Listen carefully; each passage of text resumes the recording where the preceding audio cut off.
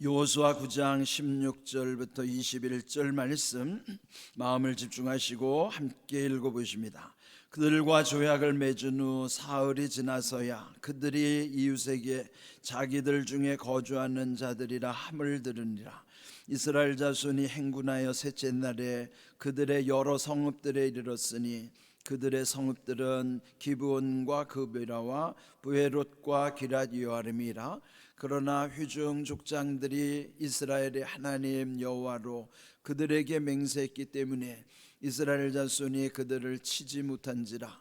그러므로 회중이 다 족장들을 원망하니 모든 족장이 온 회중에게 이르되 우리가 이스라엘의 하나님 여호와로 그들에게 맹세하였은즉 이제 그들을 건드리지 못하리라. 우리가 그들에게 맹세한 맹약으로 말미암아 진노가 우리에게 임할까 하노니 이렇게 행하여 그들을 살리리라 하고 무리에게 이르되 그들을 살리라 하니 족장들이 그들에게 이른 대로 그들이 온 회중을 위하여 나무를 패며 물을 깃는 자가 되었더라. 아멘. 9장 말씀에서 보면 여기 여러분 잘 아시는 대로 이제 여호수아 앞에 또 그들이 거짓으로 꾸며가지고 깜쪽같이 속였던 기브온 사람들이 있었어요. 근데 이제 오늘 말씀 16절을 보시면은 사흘이 지난 다음에 그 사실이 밝혀진 거예요.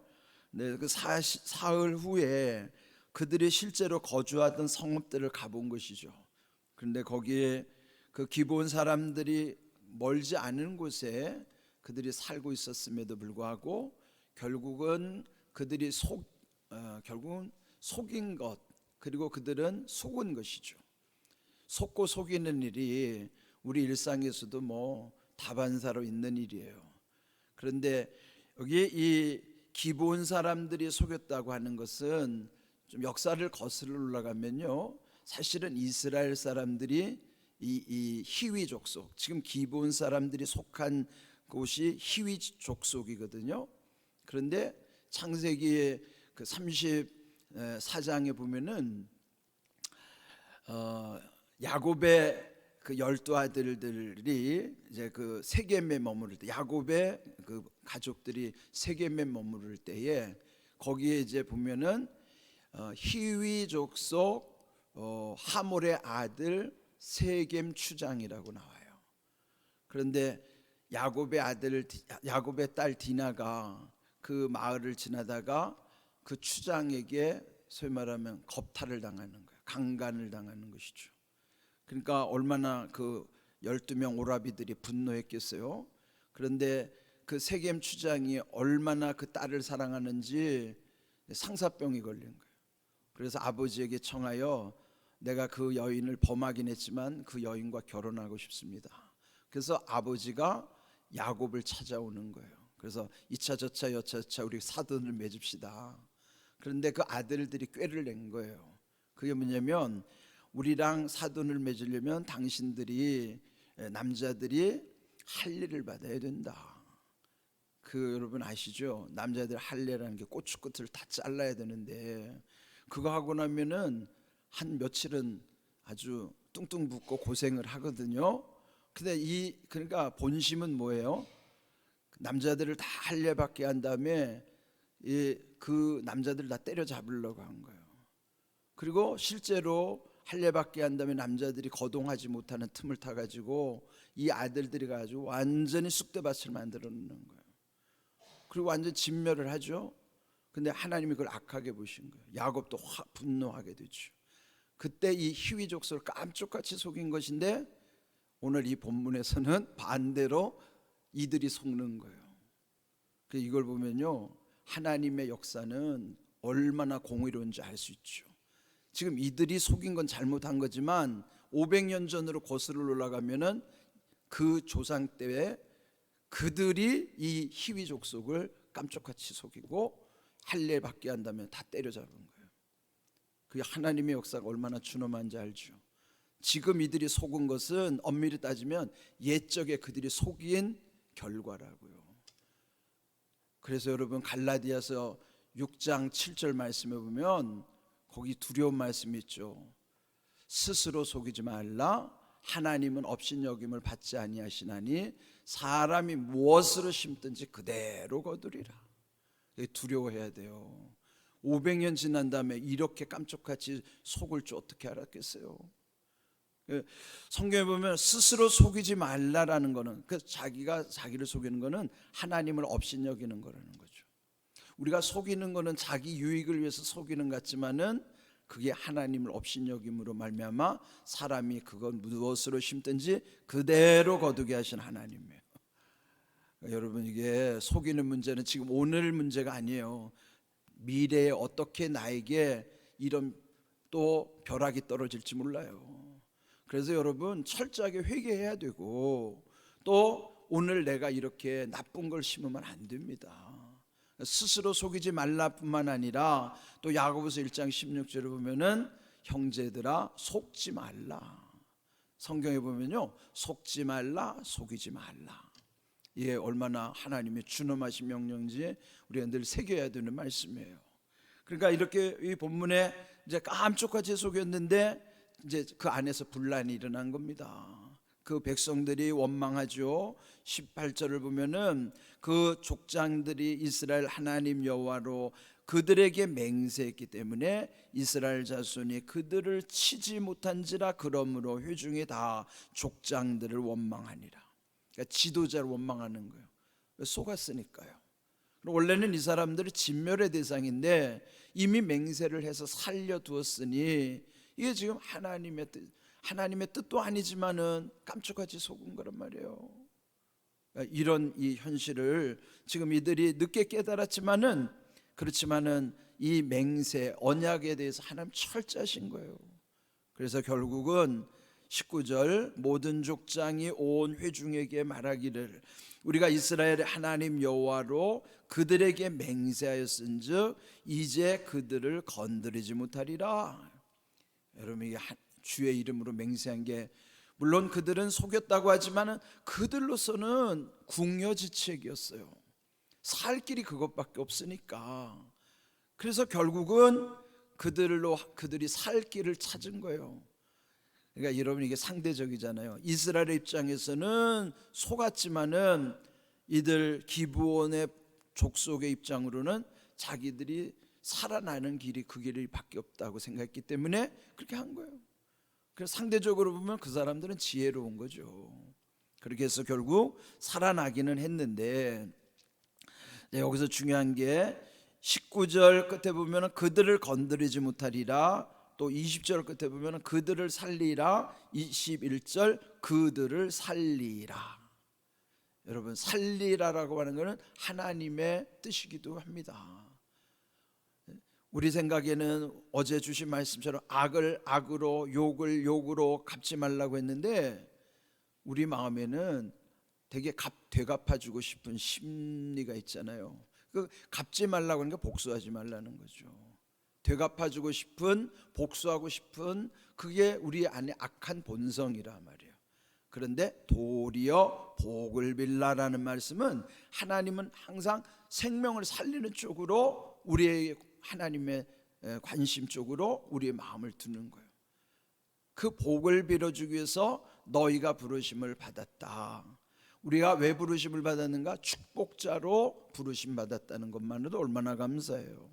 그런데 그 다음 말씀이 더 중요하다고 그랬죠. 이는 복을 이어받게 하려 하심이라. 복을 이어받게 하신다는 것이, 복에 복이 더해짐으로써, 여러분 그 복이 계속 이어지면 어디까지 이어지겠어요? 천국까지 가는 복이에요. 그 복이, 그 복이 중간에 끊어지면 천국까지 닿지 않으면 그게 무슨 의미가 있어요? 복을 이어받게 하는 것이 복에 복을 더해서 그 복이 천국까지 이르는 복일 때, 우리들이 이 땅에서는 아무것도 천국으로 가져갈 수 없지요. 다만 우리가 이 땅에서 주를 위해서 하는 모든 것이 천국의 보화로 쌓여지는 거예요. 그러니까 복의 복을 잇게 하신다는 것, 복을 이어가게 하시는 하나님의 은혜는 그 끝이 천국에 닿게 하시는 복이에요. 여러분, 말씀을 묵상할 때 깊이 있게 묵상하면서도 또 이렇게 천국까지 이렇게 맞닿을 때 말씀은 그렇게 묵상해야 되는 거예요. 땅의 것으로 끝나지 않아요. 이 땅에서 천국까지 이어지는 것 가운데 말씀에 묵상을 하셔야 돼요. 어제 주신 말씀처럼 세세 무궁토록 변함없는 것은 말씀이란 말이에요. 그런데 그 말씀이 영생의 말씀이에요. 영원하다는 거지만 우리를 영원히 살게 하는 쪽으로 가게 하시는 말씀이란 말이에요. 그러니까 얼마나 우리가 이 말씀 묵상할 때 단순히 이 땅의 것에 집착하지 말고, 그러니까 땅에 집착하면 천국 안 보여요. 집착을 뭘로 바꿔야 되면 땅의 집착을 예수님께 집중하는 걸로 바꿔야 돼요. 예수님께 집중하기만 하면 땅의 것도 보이지만 하늘의 것도 환히 보이는 거예요.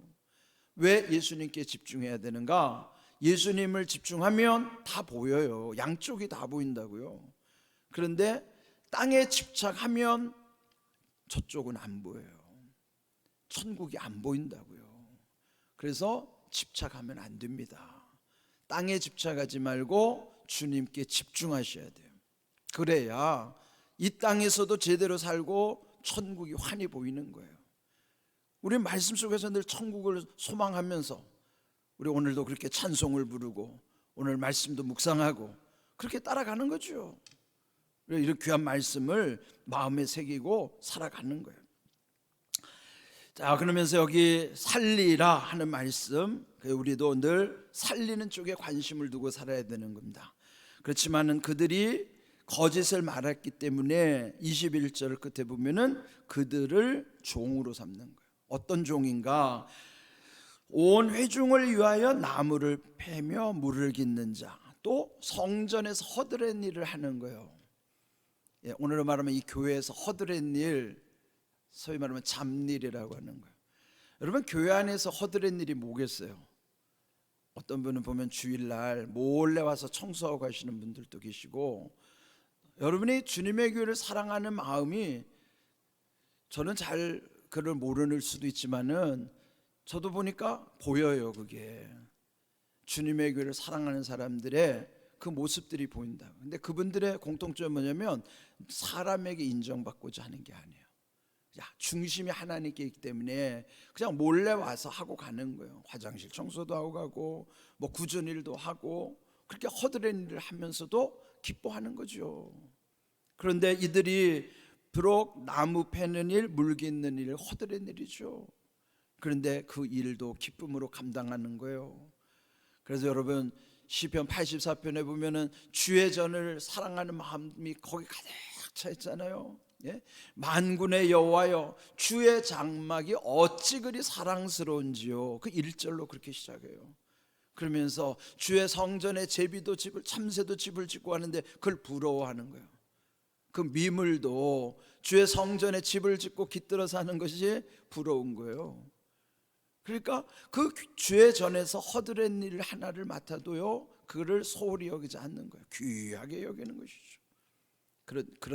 그들이 비록 종으로 살지만은 그래도 그들이 얼마나 귀하게 세워지는가 감사하는 거예요. 그런데 또 하나, 이들이 여기 지금 말씀한 대로 이 사람들이, 그 기브온 사람들이 성경에 또 한 번 이제 나타나는 게 있어요. 열왕기상 3장에 보면은 솔로몬이 1000번제를 드린 다음에 하나님께 복을 받잖아요. 근데 그 1000번제 드리는 곳이 뭐냐면 기브온 산당에서 1000번제를 드렸더라. 그러니까 기브온 산당이라면 기브온 사람들이 하나님께 제사 드렸던 거기가 기브온 산당이에요. 그리고 기브온 산당에서 1000번제 드린 솔로몬에게 하나님께서 지혜를 주셨을 뿐만 아니라 부귀영화와 구하지 않은 모든 것도 더해 주시는 은혜, 그가 기브온 산당이라. 그러니까 이 기브온 사람들로 인하여 또 이런 성경에 또 이런 귀한 흔적들이 남겨져 있다는 것이죠. 그래서 우리가 무슨 일을 하든지 그저 뭐 눈에 띄는 것이 아니더라도 그저 중심 보시는 하나님이 늘 나를 보고 계시다는 것, 그래서 두려워하면서도 사람에게 보이려고 하는 게 아니에요. 이제 엊그제 빌리그리암 50주년 선교 대회를 하면서 다양한 의견들이 있어요. 그러니까 50년 전에 그런 모든 기억들을 다시 지금으로 소환해서 또 앞으로 하나님이 이 민족 가운데 어떻게 역사하실까에 대한 관심을 갖는 거예요. 근데 그 중에 또 하나 우리가 새겨야 되는 말씀이 있어요. 50년 전보다 화려하기는 한데 그 당시만큼 절실함은 떨어지더라. 이거는 새겨야 돼요. 50년 전에 못 살았을 때 우리의 절박하고 절실한 심정이 오늘 이곳의 무대는 화려한데 그런 마음은 떨어지더라. 저는 그 말씀도 귀담아 들어야 된다고 생각을 합니다. 물론 그 앞에 나선 지도자들에 대한 비난도 쏟아져요. 그 사람들은 뭐 세습도 하고 뭐도 하고 비난하자면 비난할 게 왜 한두 가지겠어요? 그렇지만은 하나님은 그런 부정적인 것 속에도 보이지 않는 곳에 하나님이 섭리하시는 바가 있다고 봐요. 하나님은 물론 지도자도 귀하게 세우시지만은 중요한 건요, 그곳에 믿음으로 모여있는 보이지 않는 사람들의 눈물이 중요한 거예요. 저는 현장에서 보니까 그 사람들이 눈물 흘리는 모습, 저는요 하나님이 정말 그 엘리야 시대 때도 바알에게 무릎 꿇지 않는 7,000명의 영적 군사를 남겨두신 것처럼 아직도 대한민국에는요 지도자보다는 드러나지 않는 눈물 흘리는 성도들, 하나님이 숨겨두신 성도들이 저는 더 소망이 있다고 봐요. 그래서 여전히 한국은 희망이 있어요. 그 눈물의 기도가 있는 한, 아무리 비난이 쏟아진다 하더라도 보이지 않는 곳에 하나님이 숨겨두신 은혜가 있다는 것을 잊으면 안 돼요. 겉으로 드러난 것만 가지고 비난하는 것은 그는 지극히 작은 한 것, 물론 그 사람들이 지적하는 게 틀리지 않을 수도 있어요. 그러나 그 사람들이 보지 못하는 엄청난 큰 하나님의 뜻은 그는 드러나지 않아요. 그래서 우리는 항상 하나님 앞에 겸손해야 된다고요. 그거를 모르니까 속이고 속는 거죠. 겉으로 드러난 것은 속이기도 쉽고 속기도 쉬워요. 그러나 하나님은 보이지 않는 곳에, 그래서 중심 보시는 하나님 앞에 우리가 진실하면 하나님의 뜻을 온전히 우리가 감당할 뿐만 아니라 때가 이르면 하나님은 그들을 통해서 하나님의 뜻을 이루는 것이에요. 오늘 우리가 이 말씀을 잘 새기셔야 돼요. 하나님은 보이지 않는 것에 숨겨두신 은혜가 상상할 수 없을 만큼 크다는 사실. 보이는 것에 여러분 현혹되지 마십시오. 보이는 것에 속지도 마시고, 성경에서 말씀하신 것처럼 스스로 속이지도 말고 속지도 마십시오. 그러나 우리가 말씀 가운데서만이 이런 중심이 하나님께 있을 때만 그렇게 할 수 있는 거예요. 오늘 귀한 말씀, 그러나 오늘 제목처럼 그들을 살리라, 하나님은 살리는 데 관심을 두시는 거예요. 여러분, 살리는 일, 비난하는 데는 죽이려고 하는 게 목표지만은 말없이 기도하는 사람은 살리고자 하는 하나님의 뜻을 따라가는 사람들이에요. 이런 귀한 은혜 가운데 우리가 늘 하나님이 쓰시는 복된 삶이 되기를 주님의 이름으로 축복합니다. 아멘.